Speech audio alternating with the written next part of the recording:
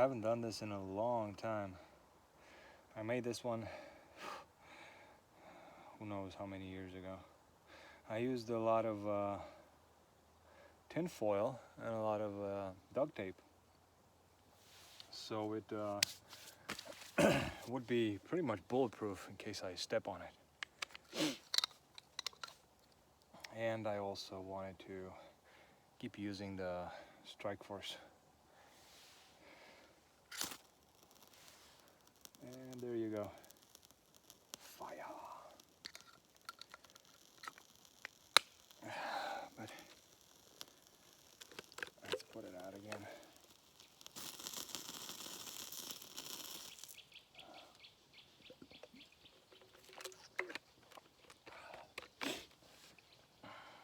That's the neat part about this tinder.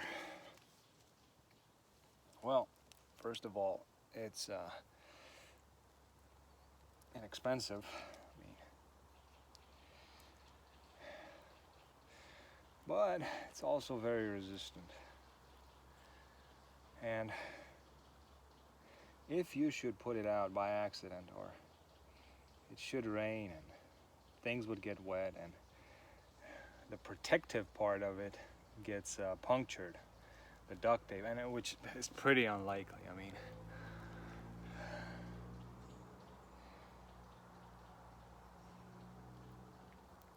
yeah, I used the wet fire last time and it was pretty good.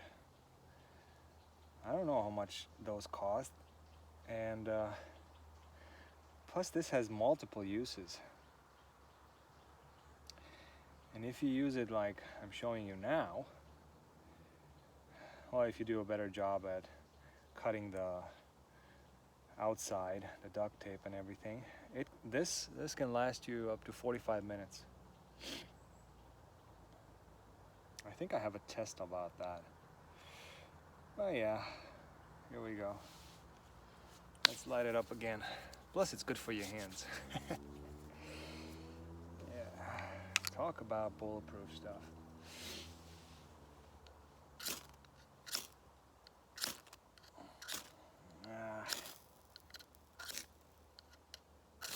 Do I need to fluff it up more? Yeah, I do. Now this is one thing that I don't like about the Strike Force. This cord is just too short. Okay, so let's do a better job at exposing the fibers.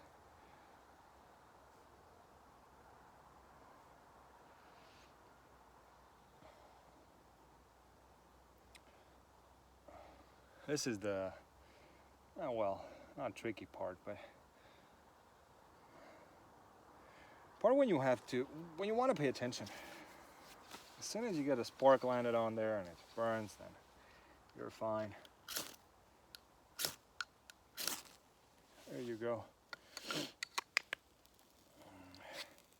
Yeah, the nice part about the Strike Force, you know, it's you can actually have something in the back here. Yeah, it's a nice little gimmick. The ferro rod they used is pretty good, although yeah, it does chew itself up. All right, now I can very carefully pick this up and place it in my fire pit. I guess I have a fire pit now. And this wood is it's not the best wood. I mean, it's been laying on the forest floor for who knows how long. So it's still wet on the outside, but it is relatively dry on the inside. So what I'm going to do is I'm just gonna, as I split it, just gonna put some pieces here, exposed corners towards the fire.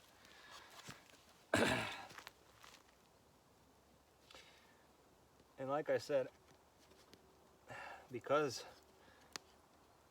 it's in its protective packaging, that's probably gonna burn for a while.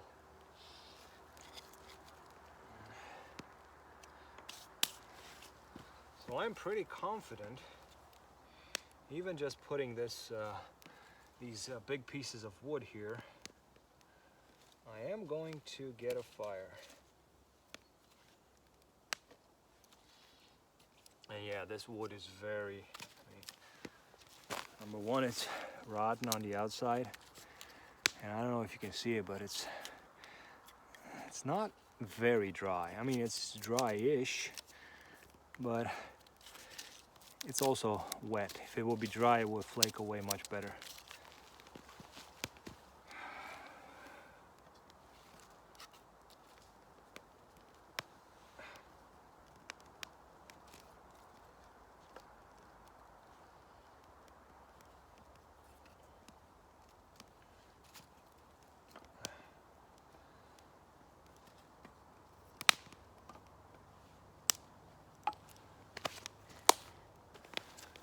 There you go.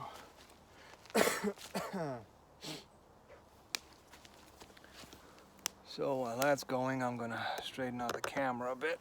Oh, it's on its last legs. The tripod. Oh well. So that's what I would call a survival fire. When you're prepared and you just have your cold steel. I know I call this survival and rescue knife, but it's a search and rescue knife. So this might be a search fire. I know I didn't give this one a very positive review the first time over, but I've used it quite a lot ever since then. And you can tell by the way the coating wore off, mainly to split wood. Still has an edge, and I don't think I've sharpened it. I for sure did not change the edge angle. You have some flames there. I don't know if it's still my tinder, but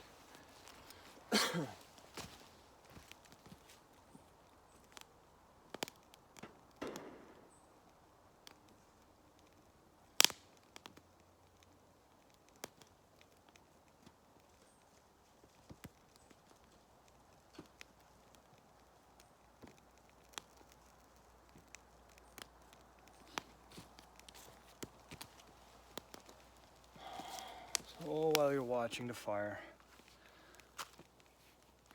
I have my CC4 here.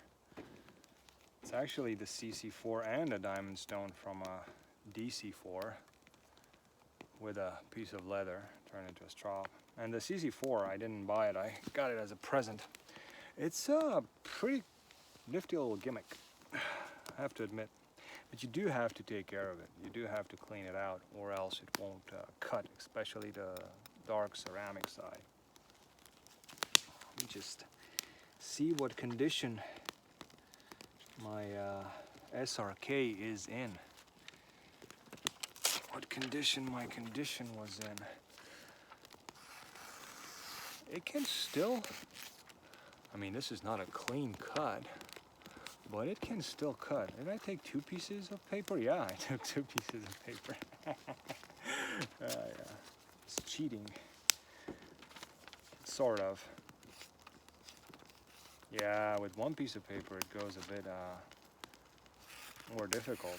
But there you go, it can still cut.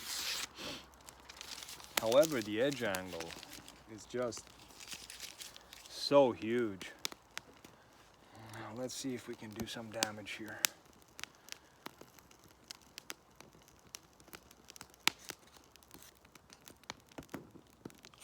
It's really huge. I'm not sure if you can tell.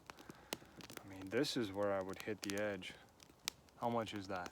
I don't know. I guess about 30.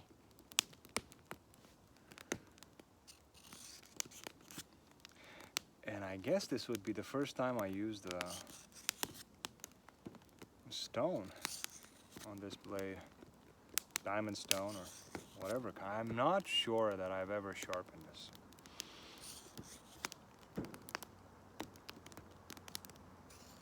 This is Aussade, by the way.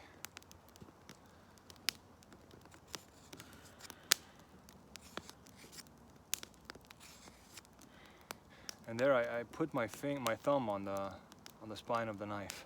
I've been doing that more and more. I don't know why. I guess the fact that I kept blabbing on how I never do it finally caught up to me, and the universe is sending me a message. Okay, this has just been the diamond side.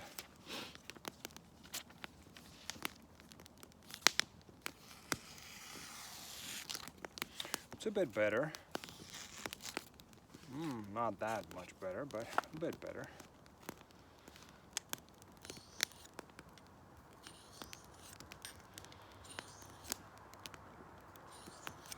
One thing that I would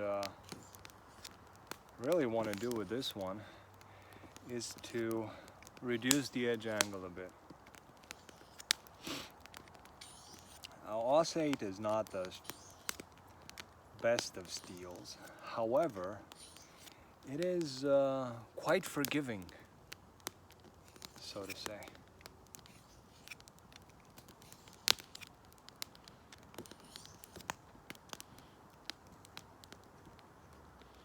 It'll bend and roll before it chips, which I guess it's a good thing.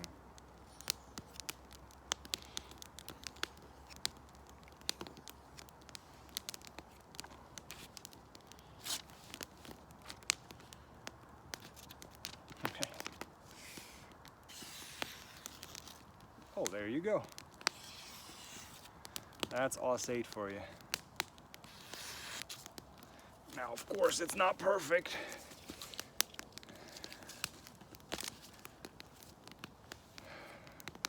But I can also strop it. I do like this system. I got this as a present, like I said, and I stopped carrying my on-the-go sharpening kit and started carrying this.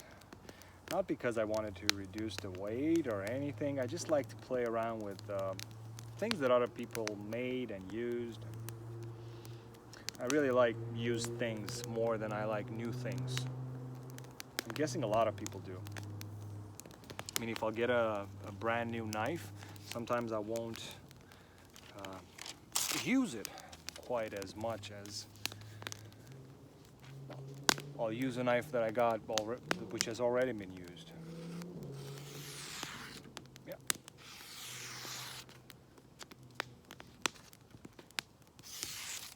Except for the fact that this has a huge edge angle. I mean, huge, if you know what I'm saying. About 35 degrees per side, that's 70 degrees total. That's a lot. I mean, a Mora has 10 degrees per side, that's 20 in total. So it's 3 times larger than a Mora, 3 times plus.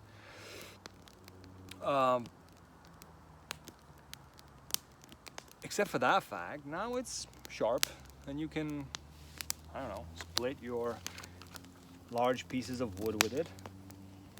Let me just put stuff back. And as you can see, my fire started.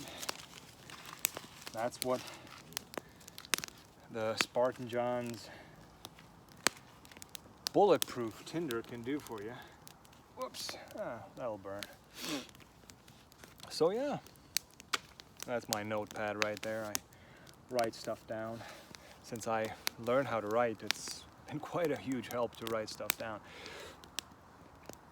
So yeah, for splitting wood, for doing, I don't know, rough camp chores, this is great.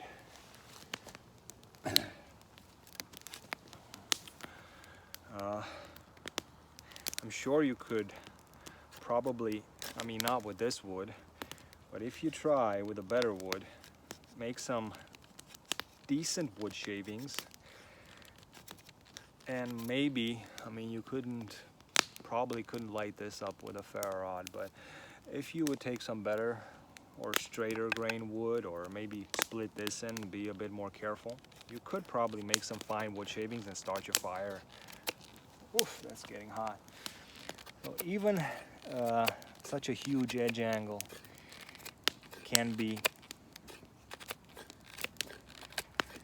very useful. However,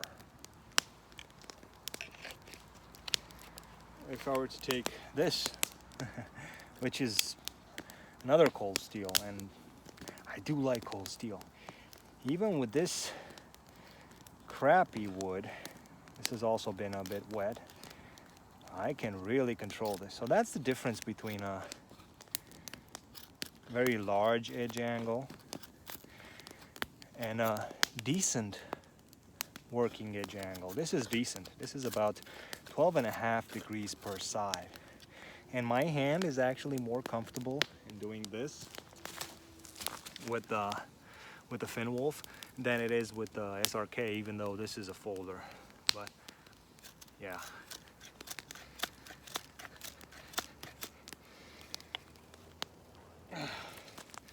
And this is, I think, also a US 8. And this being all cold steel, it does have the triad lock. I removed the thumb stud, it got in the way. And I'm not really treating this folder as very kindly, I would say. I do like to abuse it a bit. And you know what? So far, it's pretty cool. Cold steel makes rugged tools. Mate, I don't know what the change is gonna bring. But yeah, the SRK and SpartanJohns Bulletproof Survival Tinder, patent pending. Together with the SpartanJohns Pinky Lanyard, patent pending. Hope you enjoyed the video. Maybe you learned something from it. Any questions, comments? You can leave them down by the fire. I'll get to them as soon as possible. Thanks for watching, guys, and as always, have a great day.